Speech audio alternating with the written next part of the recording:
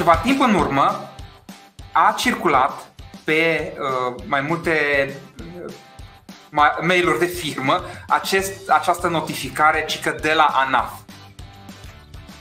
Însă atenție, aceste e-mail-uri au fost false, adică sunt false. Într-adevăr are câteva lucruri legate de autentificare, cu partea de logo, cu partea de semnătură. Însă,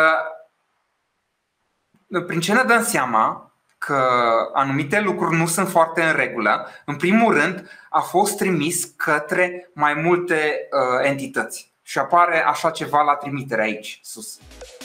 În momentul când vedeți asemenea mail-uri, nu este ok, înseamnă că nu a fost adresat direct către compania ta. Și încă un aspect, aici multe traduceri în limba română sunt greșite în acel câmp de e-mail.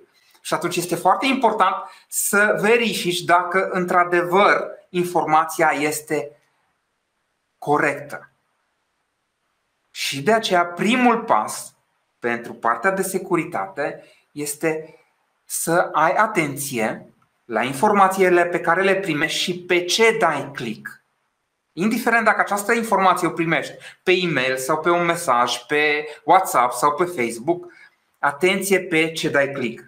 Conduita digitală este esențială, iar factorul uman este considerat veriga cea mai slabă dintr-o companie.